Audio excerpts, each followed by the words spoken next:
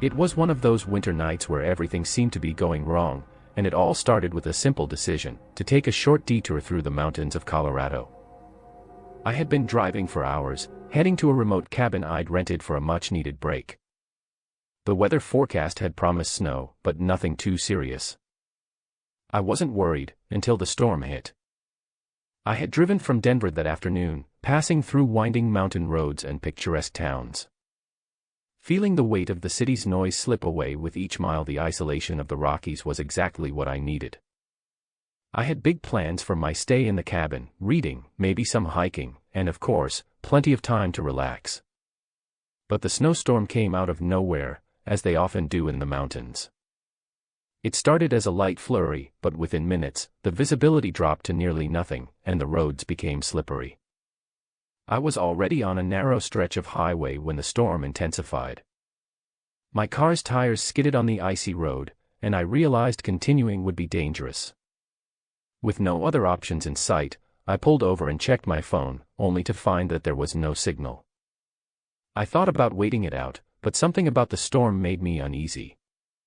The wind howled through the trees, and the snow came down in thick sheets.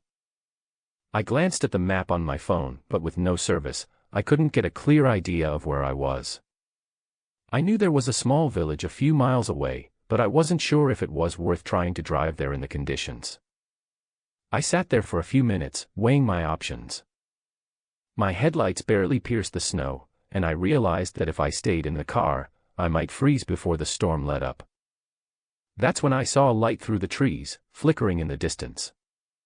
It was faint, but steady. I wasn't sure if it was a house or something else, but I decided to head toward it. At least there was a chance I could find shelter. The snow was deep, and walking through it was exhausting, but eventually, I found myself standing at the doorstep of an old, secluded house. The door opened as soon as I knocked, revealing a woman in her mid-40s. She had long, dark hair braided into a thick, tight braid, and her eyes had an intensity to them that made me pause for a moment. She was dressed in dark clothing, and her movements were slow but deliberate. She didn't ask too many questions, only inviting me in with a nod, her voice calm but strong. I stepped inside, and immediately the warmth of the house wrapped around me. The scent of fresh bread and herbs filled the air, and for a moment, I thought I had found a safe haven. The woman introduced herself as Alice and offered me a hot drink. Her house, although small, was cozy. There was a crackling fire in the fireplace, and everything felt peaceful, except for a quiet tension in the air that I couldn't quite put my finger on. I told her I was heading to a cabin nearby for a weekend getaway. She listened quietly, and after a moment, her gaze shifted to the door leading to another room. I asked if she had a family, and she said her husband was in the next room, recovering from an illness he had been battling for years. She seemed kind enough, though her responses were clipped, and I started to feel an odd discomfort. The storm outside raged on, and I knew it was too late to continue my journey. Alice offered me a place to sleep for the night, and I gratefully accepted. She led me upstairs to a small room, but when she opened the door, I froze. The room was dark, its only light coming from the firelight downstairs. It looked like a typical bedroom, until I noticed the strange items scattered around. There were old paintings on the walls, but the faces in the portraits were blurred, smeared, as though someone had tried to erase them. And there was a strange smell, faint but distinct. Alice must have noticed my discomfort because she reassured me that it was just her husband's room, and he preferred the darkness. I tried to shake off my unease. I was exhausted from the long drive and the stress of the storm, so I lay down on the bed, trying to ignore the creeping feeling that something wasn't quite right. Then, I heard it. A faint, erratic sound coming from downstairs. It was a soft, dragging noise, like someone was being moved across the floor. I told myself it was just the house settling, but my heart started to race. I couldn't shake the feeling that I wasn't alone in the house. I got up and went to the door, but as I turned the handle, Alice appeared in the hallway. She smiled, but it didn't reach her eyes.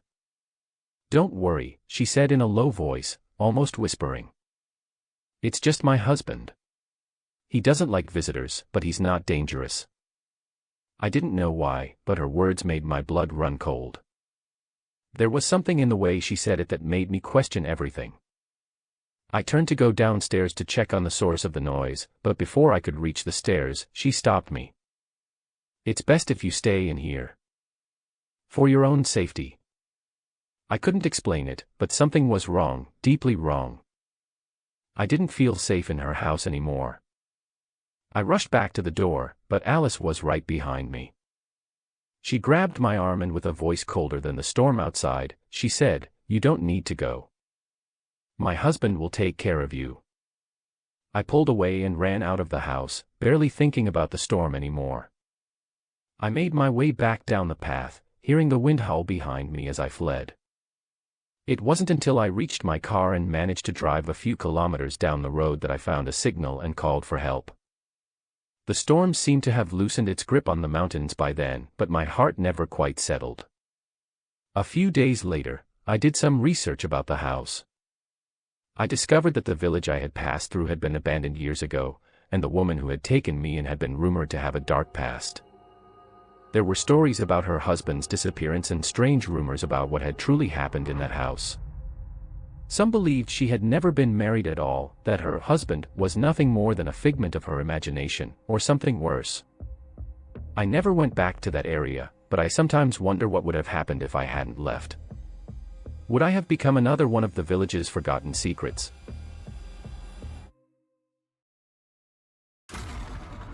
I've always loved traveling in the mountains, especially in winter. Colorado is the perfect place for such trips, not only because of its stunning landscapes but also its remote areas where you can leave everything behind and enjoy the silence. This time, I set off to check if I could spend a few days in one of the mountain cabins known for their seclusion from the world. My plan was simple: pack up, drive, and enjoy the winter retreat in the quiet of the mountains. I didn't plan on stopping in small towns or tourist resorts, so my path led me through empty roads and forest trails. The road was difficult and dangerous, especially at this time of year. Snow was falling relentlessly, and even with all the latest technology, my car started to give way. I realized that continuing was impossible. It had already gotten dark when I noticed a faint light through the trees. From a distance, it seemed like it could be a remote house. Getting closer, I saw an old, well-maintained wooden cabin with lit windows, and a snowdrift in front of the door, suggesting that the place hadn't been visited for a while. I knocked, and after a few seconds, the door opened. Standing before me was a middle-aged woman with a warm, soft expression. She looked friendly and even a little surprised by my visit. "I'm glad you found us in this storm," she said, letting me inside. I had no choice but to accept her invitation, as the storm outside was getting worse. The house was spacious and cozy, with many antique pieces of furniture and a fireplace that spread warmth throughout the rooms. The woman introduced herself as Elizabeth, and her husband, Jonathan, was sitting in an armchair by the fire. He looked gloomy, showing signs of fatigue, but didn't say a word, only nodded vaguely when I greeted him. Elizabeth assured me that Jonathan was probably just a little sick but promised that he would feel better soon. As I drank my tea and tried to warm up by the fire, Elizabeth offered me to stay for the night since the roads could be blocked due to the storm. I agreed, and she showed me one of the rooms where I could rest. I thanked her and went to bed, but something was bothering me. The atmosphere in the house seemed too perfect, and Jonathan somehow seemed so strange and detached. That night, I couldn't sleep. The sound of the wind howling outside mixed with strange noises from nearby rooms. There were knocks, like someone was moving through the corridors, and the creaking of doors, all of it kept distracting me from sleep. I got out of bed and cautiously tried to leave the room to figure out what was going on in the house. Walking down the corridor, I heard a soft voice, interrupted by phrases that I couldn't make out. Suddenly, I noticed the door to Jonathan's room slightly ajar, and I couldn't resist my curiosity. Sneaking up to the door, I saw him sitting on the bed, while Elizabeth was standing in front of him, whispering something in his ear. Her words were so indistinct that I couldn't understand them, but with each passing moment, I felt that something was wrong. I turned back to my room, trying to hide the anxiety that had long become my companion. I sat on the bed and tried to calm myself. The wind howling outside barely drowned out all the other sounds. My hand unconsciously clenched the firm pillow as I began to think about what I had just seen. Something was off with Jonathan's behavior, and even more so with how Elizabeth looked. She was too refined, too friendly, almost like someone who had a purpose in this house. Exhausted, I turned onto my side, trying to fall asleep, but it was impossible. My thoughts wouldn't let me rest. Had I come here by chance? What if I had walked right into a trap, where my senses and observations were the only keys to understanding what was going on? I knew I couldn't just leave things as they were, so I decided to find a way to uncover the truth. No more than an hour passed before I left my room again. This time, I was ready to learn more. I carefully stepped down the dark corridor, where each footstep echoed dully. The sound of my boots on the wooden floor felt like thunder, but I couldn't stop now. I crept up to Jonathan's door and listened. And there it was, something I couldn't ignore, quiet voices from the room. Elizabeth was speaking in a low voice, but this time her words were clearer. "He can't know about this, Jonathan. You understand we can't let him find out." That immediately grabbed my attention. Why were they having this conversation? What were they talking about? I wanted to know more. I approached the door, no longer trying to be quiet, and whispered just loud enough. "What are you doing? What are you talking about?" The silence that followed my words was so oppressive that I felt every nerve in my body tense. I could see Jonathan and Elizabeth turning to the door. They weren't surprised by my question. On the contrary, their gazes turned cold, but at the same time, very calm. "You shouldn't worry about it, young man," Elizabeth said, her voice now much less friendly. "You're just stuck here because of the storm. So it's better you stay in your room and don't go out for too long." But I already knew something was wrong. This house and this couple weren't what they seemed. I couldn't shake the feeling that this wasn't just a coincidence, that I had ended up here for a reason.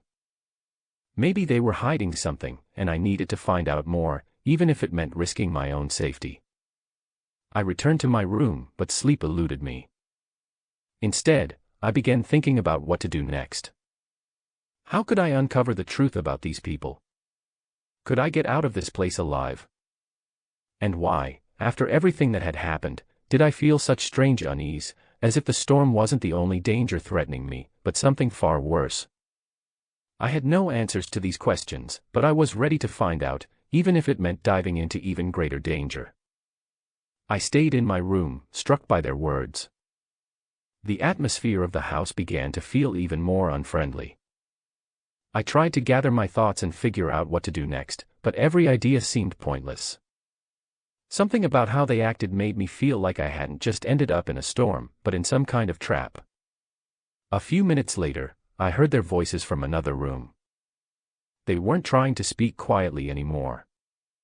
I decided to act.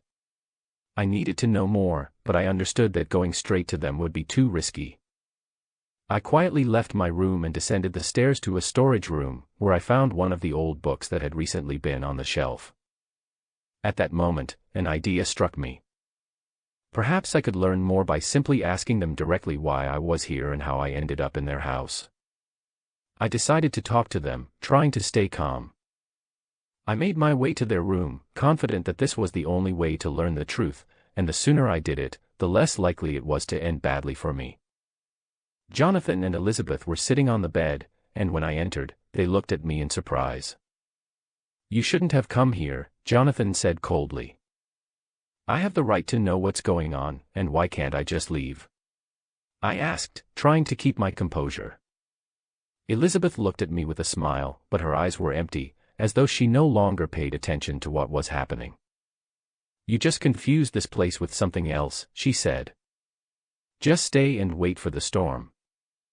But I knew that wasn't true. I needed to know more. Leaving their room, I began observing their movements, trying to understand what they were really hiding. Quietly but persistently, I crept through the house, trying not to attract attention.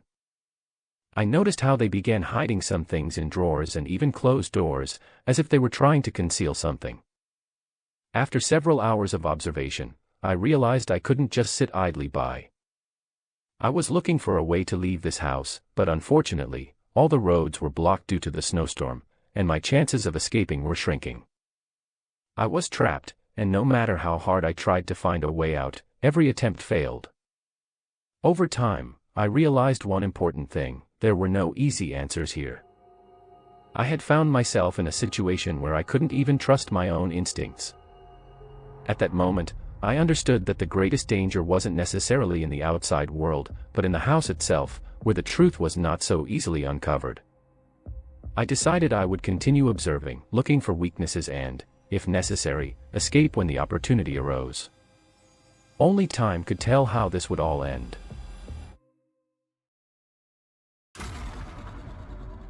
Snow was falling in large, fluffy flakes, and the stillness of the night only emphasized the ticking of the old clock in the living room. I sat in an armchair by the fireplace, flipping through the pages of an old book I'd found in the attic of the house. Outside, the night was cold, and the radio, tuned to the local station, issued warnings about a storm that was expected to last until morning. My attention was fully absorbed in the book until the silence was broken by the sharp ring of the telephone. I flinched. Calls here, in this remote house, were rare. The phone sat on a small shelf near the staircase, and I moved toward it, feeling a slight nervousness. "Hello," I said, picking up the receiver. There was a pause on the other end, followed by a quiet voice that sounded tense. "You need to leave the house immediately." "What? Who is this?" I asked, but there was no answer. Only the sound of the line disconnecting, followed by a steady tone. I hung up and glanced at the clock. It read 10:13 p.m. The call was strange, but I dismissed it as some sort of misunderstanding. Yet something in the person's voice left me uneasy. Returning to the armchair, I found it impossible to concentrate on the book. The call and the stranger's words echoed in my mind. Deciding to be cautious, I went to check the locks on the doors and windows, making a circuit of the house. All the locks were secure, and the windows were covered with thick curtains. When I returned to the living room, another unexpected sound greeted me, a faint creak, as if someone had stepped across the floor in the next room. My heart began to race. I was certain I was alone in the house. Or was I? I approached the door to the room where the sound had come from and slowly pushed it open. The room was dark, but I saw nothing unusual. A chill draft seeped through the doorway as I stepped inside, shining a small flashlight to illuminate the space. That's when I saw it. On the floor lay something that hadn't been there before, a small black key. It looked old and unused for a long time. I picked it up, feeling the cold metal bite into my fingers. Then my eye caught something else, barely visible tracks in the dust on the floor, leading toward the basement door. A door I was sure I hadn't opened since moving in. I stood before it, holding the key, my heartbeat pounding in my ears. Should I open the door? Or return to the living room and pretend nothing had happened? But deep down, I knew that going back to normal wasn't an option anymore. I stood in front of the basement door for a long time, hesitating.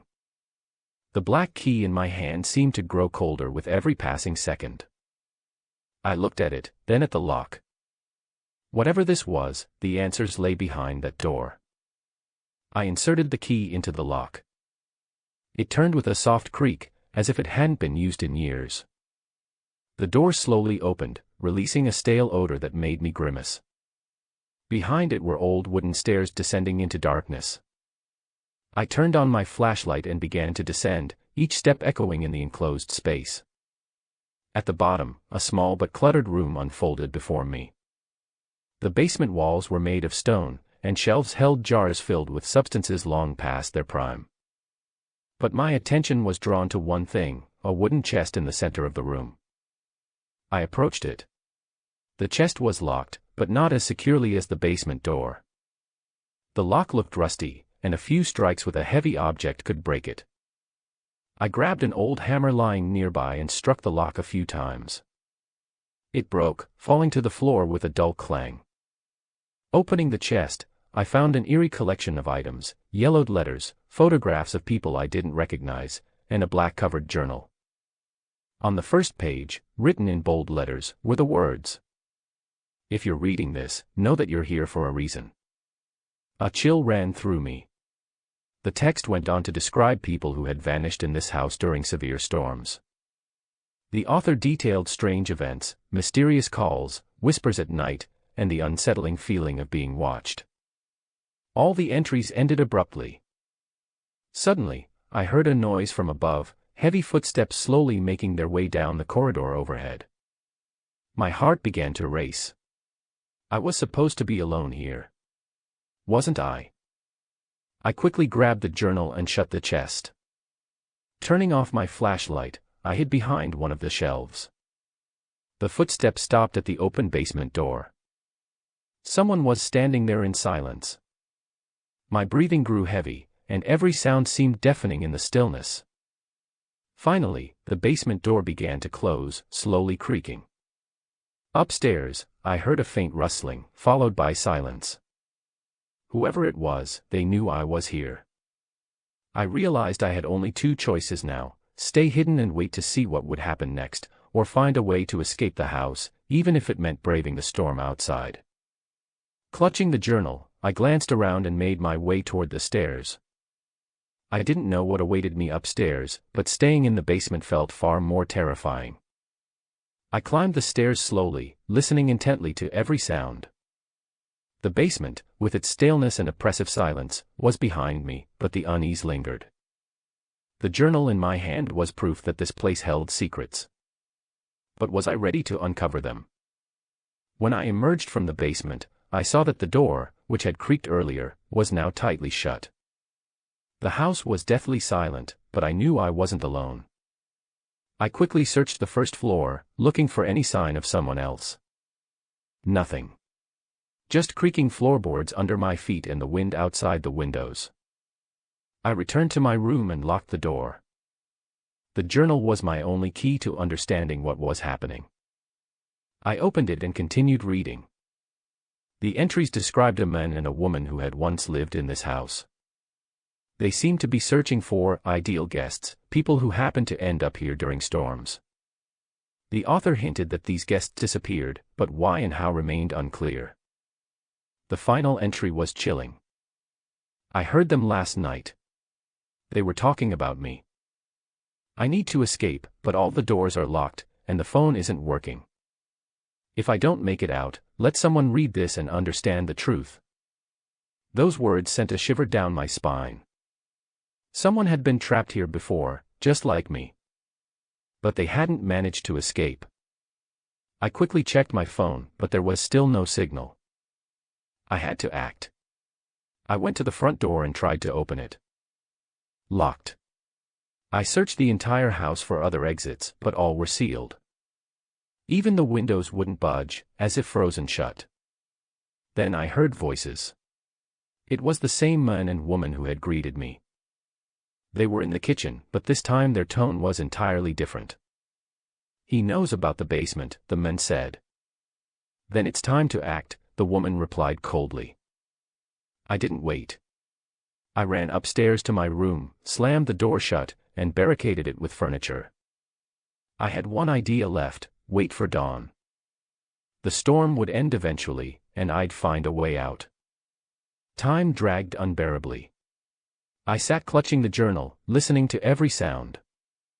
Footsteps echoed in the hallway. They stopped right outside my door. Then I heard knocking. "Open up. We just want to talk," the woman said. I didn't respond. The knocking turned into pounding, growing louder and more forceful. My makeshift barricade began to creak and shift. I searched for something to defend myself with, but the room had nothing but a lamp and a chair. Suddenly, everything went quiet. The pounding stopped. I heard them walking away. But it was only an illusion of safety. I knew they'd return. When the first rays of dawn broke through the windows, I heard a different sound, a snowplow on the road nearby. The storm was truly over, Gathering my courage, I decided to act. I smashed the window with the chair and climbed out, ignoring the biting cold. I ran without looking back. The house faded into the distance, and I finally reached the road. Before long, I flagged down the snowplow and begged for help. When I looked back, the house appeared empty and quiet, but I knew its secrets would remain within its walls. That night changed me forever. I gave the journal to the police, but they found nothing in the house. To them, it was just an old building. But I know the truth exists, and sometimes the scariest things are what hide in plain sight.